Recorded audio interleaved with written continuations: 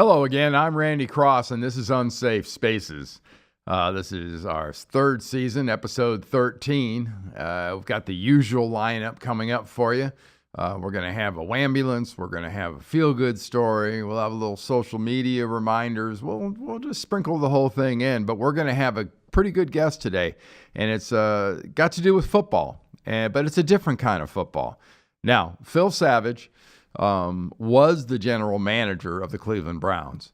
He was the head of personnel with the Baltimore Ravens. He is now the general manager of the Arizona Hotshots of the Alliance of American Football, which is going to start playing in February. Just had a quarterback camp down in San Antonio. He'll tell us a little bit about his team and the league and what's coming up with them.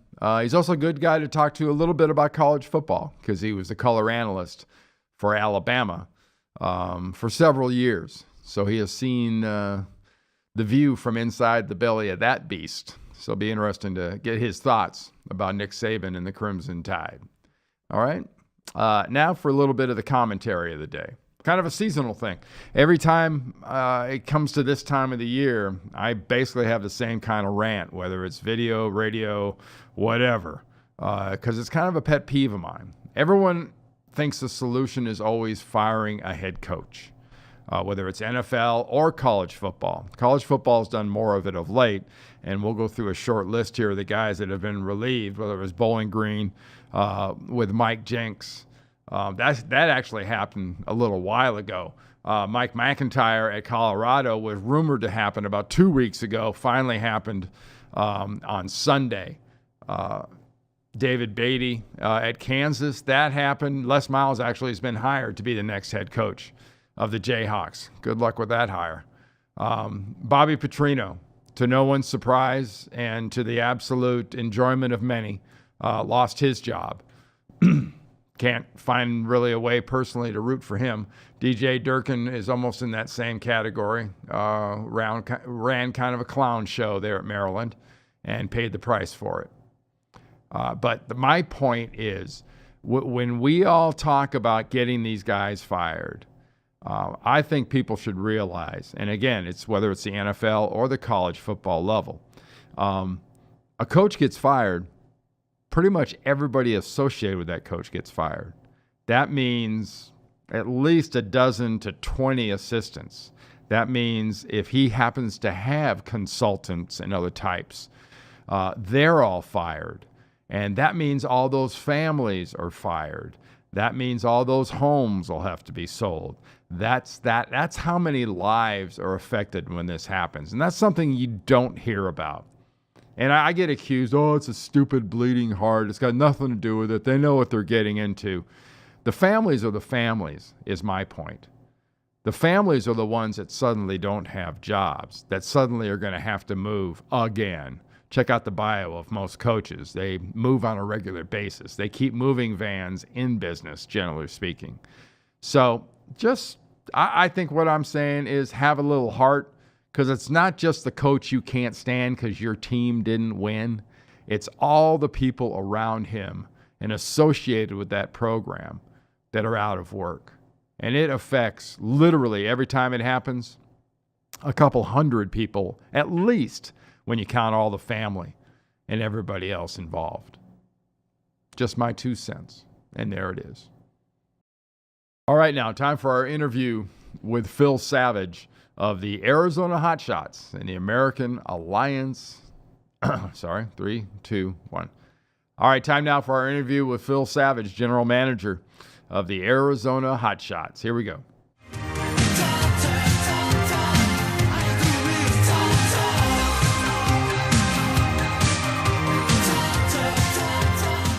All right, as promised, we will join now by Phil Savage, general manager of the Arizona Hotshots. We talked about his resume, some of his former stops, but now he's going to be part of that great, I guess, sort of need for off-season football. I think there's a heck of a need personally. It's especially from the players and coaches and front office side, a great need to get more resources and more jobs when it comes to those different stages of the game. And joining us now, Phil Savage. Phil, welcome. Randy, I hope you're doing well. Yeah, absolutely. This Alliance of American Football, I think it's a very unique concept, and I think it's got a real chance to not only get off the ground but thrive because it's not in competition with the NFL. If anything, it's going to be an augmentation, an addition to those that are striving to get back to the National Football League or to get their first opportunity, whether, as you mentioned it, as a player, a coach, or front office person. Now, it's interesting timing to me, especially in light of what you talked about, that it's not really in conflict with the NFL from a player's standpoint. Now, your first games are February 2nd, right? It's the weekend after the Super Bowl, so February 9th and 10th. 9th and 10th, okay. And it's a 10-game season, and you've got the playoffs. So everything will be pretty much over and done in a fairly compact window. But what people don't understand is you're going to do, about a month at San Antonio when it comes to a training camp? Yeah, we're going to have 3.5 to 4 weeks of training camp in San Antonio. All 8 teams of the Alliance will be there in the same city. We'll have our own hotels, our own practice sites. There will be some co-opt practices and then a couple of, quote, preseason games before we all leave San Antonio for our respective cities. But, Randy, I really think the league has a chance to succeed for 3 reasons. Number one, they've got bona fide, real football people involved at the leadership positions, coaches, GMs, and then in the front office of the league. There's over 470 years of NFL experience across those positions. Secondly, the schedule that you mentioned starts the weekend after the Super Bowl, ends the weekend of the NFL draft. So a player can come into our league, play for 10 weeks, get 10 weeks of practice time, get some game film current, and then go to the NFL May the 1st and not miss any of the offseason. Because as you know, when the NFL got the new collective bargaining agreement in place, there's really no off-season training. Players can't even report to their own NFL facility until the 3rd or 4th week of April. Right. So these players in the Alliance are not going to miss anything. And then the third piece of it is I think there is a real need for development. Look, when you were playing football, there were no limitations on spring practice and two-a-days during summer camp. And your resume coming out of college into the NFL was much deeper, much thicker than the resume of a player who comes into pro football now after 3 years as a junior. No spring ball or limited spring practices, no two-a-days. There's a limitation on how much time they can spend in the offices watching tape. So I think that while the skill set and size and speed may be better than it's ever been, I think the actual ability to play the game is probably less for guys coming into the pro ranks now than ever before. Yeah, and when I first saw Charlie Ebersol and company at the first press conference start talking about the Alliance, what really caught my attention, which is unusual, I think, for so many of these other football entities that have tried to make things work in the spring/off season, is they had direct relationship with CBS and CBS Sports Network, which gives them an outlet for their stuff guaranteed, which I thought was fabulous and really gives so many of those players and the coaches you're talking about sort of a place to be seen. No doubt. As I've gone through this fall season and people say, hey, what are you up to these days? And I say, yeah, I'm the GM of the Arizona Hotshots in the Alliance. They say, well, is it on television? Yeah. That's one of the first questions like your regular fan wants to ask, or a media member. Hey, where can I find it? And the first game will be on what I call Big CBS. The championship game on April the 27th from Las Vegas will be on Big CBS. And then everything in between will be on CBS Sports Network. So there is an outlet.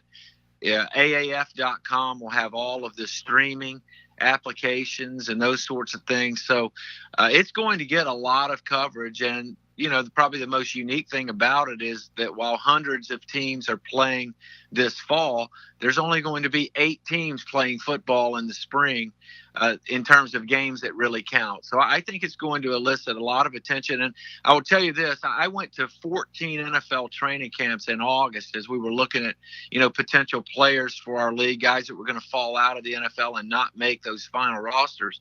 And every club that I visited, either the head coach, the GM, or personnel director said, hey, we're going to be scouting this league intensively because we think a guy that goes there and gets 10 games of experience may be more valuable to us than some of the free agents that we're going to draw out of college next April after the draft. Yeah, absolutely. Well, I tell you an example, and you just got done doing this. How did the quarterback camp, the quarterback evaluation process, you were down in San Antonio, what, the 12th, 13th, and 14th?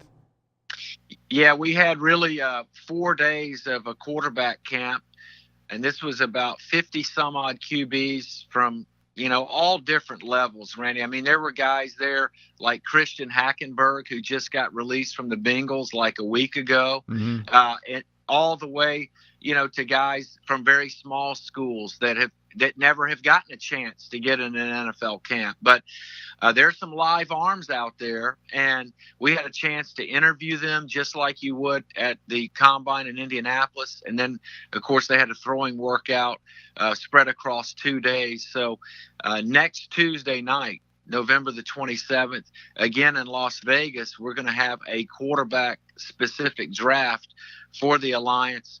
But some recognizable names like Trevor Knight from Texas A&M was there. Zach Mettenberger from LSU was there. Scott Tolzien from Wisconsin, who's had a long career in the NFL as a backup. He was part of the Combine. Josh Johnson, who's been in the league for the last 10 years until this 2018 season, was part of it. So it was a real interesting mix of passers from all different kinds of backgrounds. And I know my fellow UCLA Bruin and CBS Sports cohort, Rick Neuheisel, is going to be the coach of your team. How intensive has that relationship developed here as you've gone forward? Well, it's interesting when Bill Polian, the co-founder with Charlie Ebersol, started to vet people for these different positions. He reached out to Rick as far as being a coach, and he reached out to me independent of each other as far as being a GM. And this was all down at the Senior Bowl last year in Mobile. And I said, Bill, I got to get through this game, and then let me circle back with you. And literally about 3 weeks later, I reached out to Rick simultaneously. I'm not kidding you. Within 5 minutes, he's trying to call me because Rick said, I only want to coach if Phil Savage can be my GM. And I said, I only want to do this if Rick can be my head coach. So we had worked together at UCLA, a long time ago, but we've maintained this friendship. And it's been a seamless partnership. We've got Hugh Freeze as our offensive coordinator from Ole Miss. We've got Nick Aliotti from Oregon as our defensive coordinator. And we've already had one set of meetings where there just was already a lot of camaraderie. We think we're going to win. We think we're going to have a lot of fun doing it. That's great. That's great stuff. Hey, down here where I was just doing my sports, we were talking about the sports segment we do, and it's a lot of college football. And many college football fans here in the South associate you with the last few years working as the color man for the Alabama Crimson Tide. How's it been having your fall kind of quote-unquote off? Yeah, after 9 seasons, I mean, it's hard to believe it went by that fast, but 9 seasons, 5 national championships, I mean, it was quite a run. And just once we got into the Alliance and started to lay out really what the calendar was going to be and some of the requirements during the fall, and just the fact that I have younger children, I just felt like that it was something that I had to get, something had to give. I've missed the Saturdays, particularly being able to talk about Tua Tagovailoa. I mean, Randy, I'm not sure if you've gotten a chance to see him in person, but he's a sensation. He's a generational type talent at the quarterback position because of his instincts, his eyes, his vision. and just his accuracy with the ball. So I've missed being able to talk about him on a week-to-week basis and missed the game action, but I've treasured the time I've had to be able to spend with my family because, look, all of us are going to be part of this spring league February, March, and April. So we knew that we would be away from our homes during that part of the year. But Alabama's having another big-time season. There's no reason to think that they're not going to end up in the college football playoff unless they were just to get blown out by Georgia. I think even if they lost by less than a touchdown, I think they probably get in. Yeah. And they're poised to go win another national title in a much different way than they ever have before.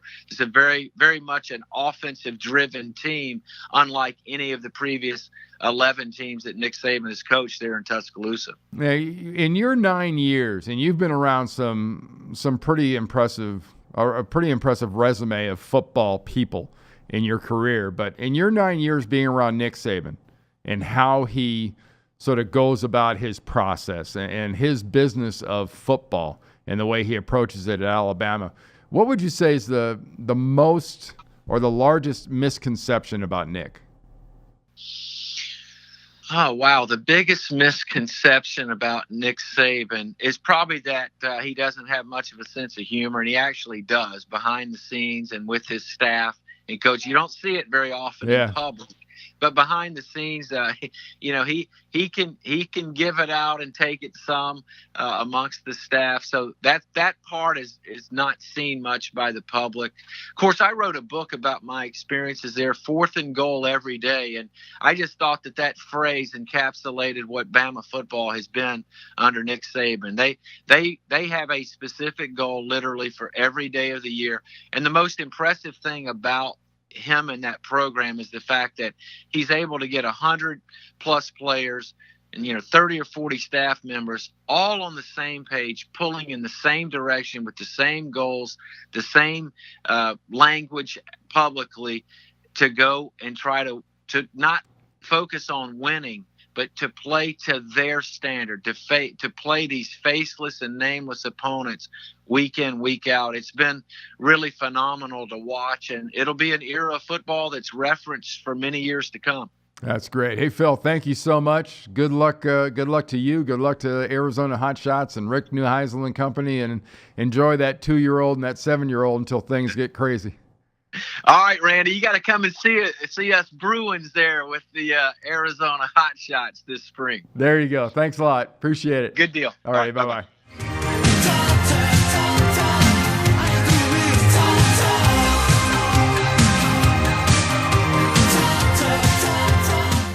Thank you so much. So we're all a little smarter. We've learned about the Alliance. We've learned about Alabama.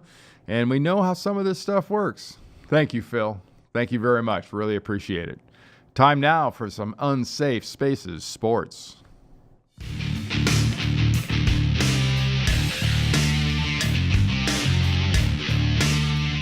And this time of the year, Unsafe Spaces sports, that means football and lots of college football. Because, honestly, for me, that's what I work on now. That's what I think the most popular thing where this podcast comes from, down the Atlanta area, in Georgia, in the South. That's the king, is college football. And the season is kind of winding down. There weren't many great games this last week. And we're going to take a look at some of the games that happened. And also some of the games that are going to happen this weekend. Number 1 team, Alabama, played the Citadel. I guess the headline on this was it was 10-10 at halftime. You think Nick Saban was hot at all in the locker room at halftime? Probably blistered the paint off the walls would be my guess. But they came back, Alabama did, and reasserted themselves. It's just fun for everybody involved, I think, outside to look. And anytime they struggle with a team they ought to score triple digits on, people are going to have questions. Not necessary. All right. Next up in the score parade, Notre Dame. I got to be honest, I was wrong. Notre Dame is a better team than I thought. They are a top 4 playoff type team for the way that they just strummed Syracuse. Syracuse is not a bad team. They're not a great team. They're not an unbelievable team, but they did enter that game 8-2. So That was a very good football team, and they dominated them. Wore the world's ugliest flipping uniforms, though. If you get a chance, look up. Go to YouTube, go to Twitter, go to Facebook, go to Google, whatever. They're an homage to the Yankees, and they were garbage as an homage.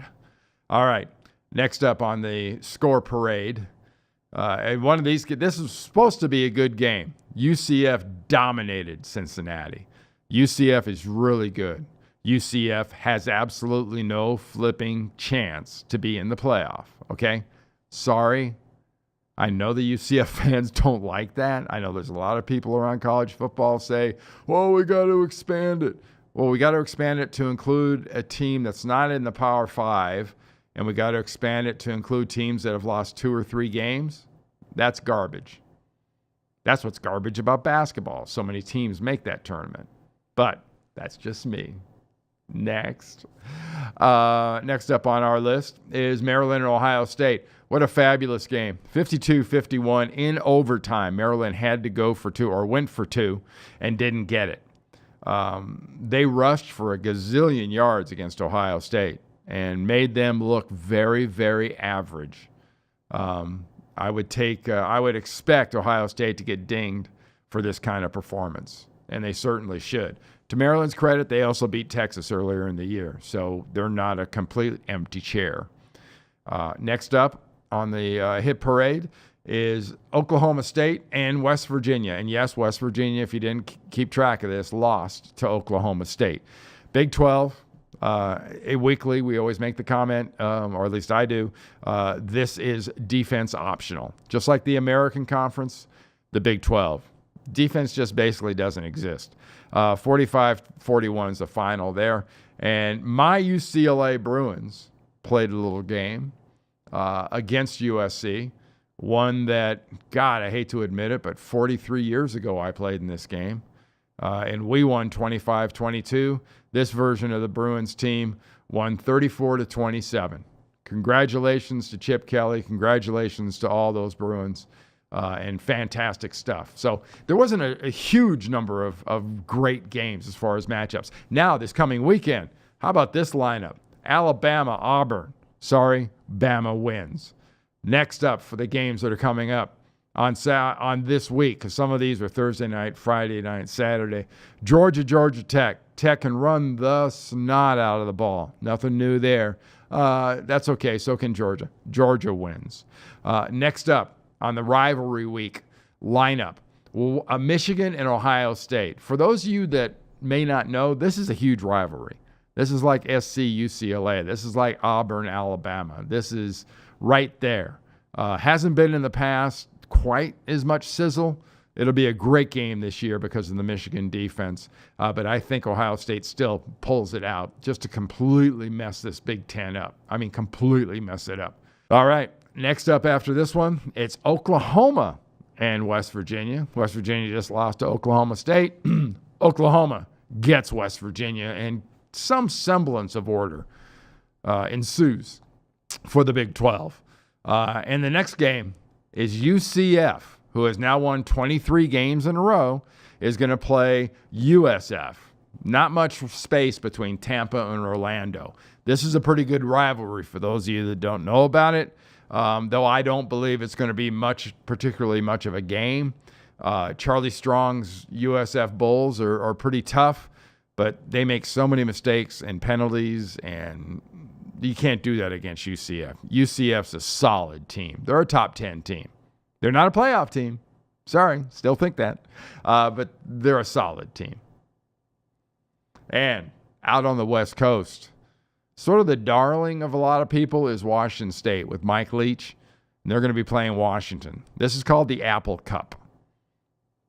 You got me. I got no idea why it's an Apple Cup. I guess there's a lot of apples in Washington. But don't get me started.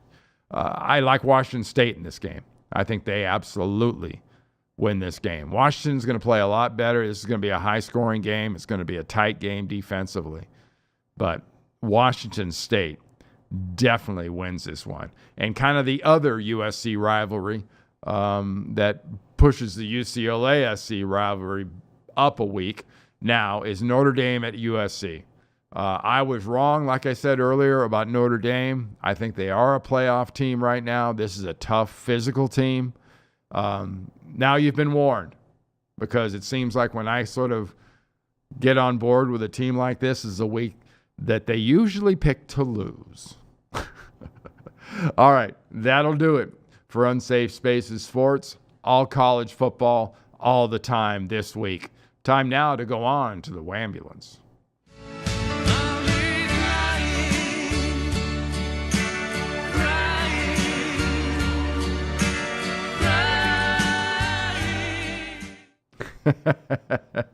Well, this is a Wambulance that I'm pretty passionate about, because I happen to believe in this program that the Concussion Legacy Foundation has established, the under 14 program, where there's no need. Their whole philosophy is there's no need to play tackle, high impact football before you're of about a high school age.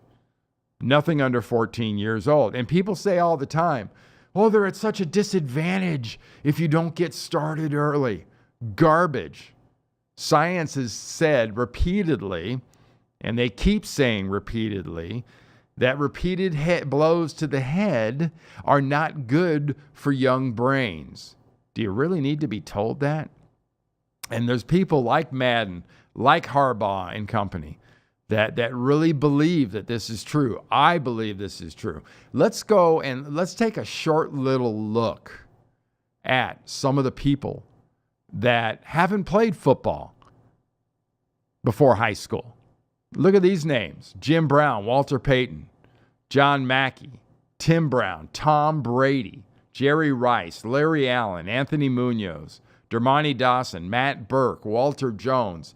Those are the offensive players, a lot of whom are in the Hall of Fame when it comes to football, especially from the offensive standpoint. Now let's look at the defense. Michael Strahan, Hall of Famer. Dan Hampton, Hall of Famer.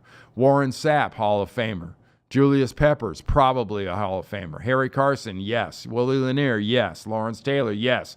Mike Haynes. Jack Tatum, one of the great players. Safety from the Oakland Raiders. Everson Walls, another great player. Hanford Dixon, multiple All-Pros and Pro Bowls with the Cleveland Browns. You don't have to play. If that's where you think you're going to end up, is the pros, like all the delusional players in high school and college these days, all assume they're going to be pros, and in reality, about 0.5% are going to be pros. Look up this whole idea of flag football under 14. Go to concussionfoundation.org to get all the information you need. This could save a very important life and brain close to you. Look it up. All right, we've got little time now for feel good. How about a feel good story? Cue the hamster. I'm on top of the world. I'm on top of the world. I'm on top of the world. I'm on top of the world. I'm on top of the world. Oh, happy face, happy. I miss my hamster. You remember him? Yeah, hopefully you do. Used to be a hamster in here, in case you were just curious. Let's go on to the feel-good story of the week, and we're going to go to puppy preschool for our star of the week. And yeah, it's a little sappy. Yeah, it's a little, when in doubt, go to the pets. But listen to the voice. You heard a little bit of it. Listen to the voice. This dog, this puppy, forgot how to bark.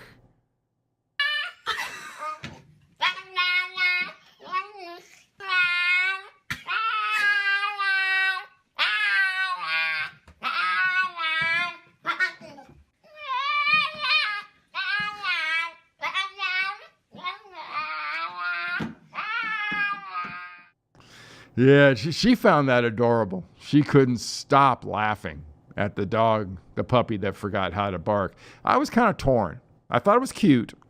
And another little part of me kept resorting in the back of my mind was sort of thinking of puppy poltergeist. This dog's possessed. We're going to have to get an exorcism on this dog to teach it how to bark. All right, but great stuff. Thank you. appreciate you joining us. I want to remind you how you found us in the first place and all the places you can get us when it comes to social media: YouTube, SoundCloud, iTunes, Facebook, Twitter. Go to unsafespacesusa.com. Go to randycross.com. You can find it there. If you have any questions or suggestions, it's producer@unsafespacesusa.com. And now, a special Thanksgiving Happy Trails. Happy Trails.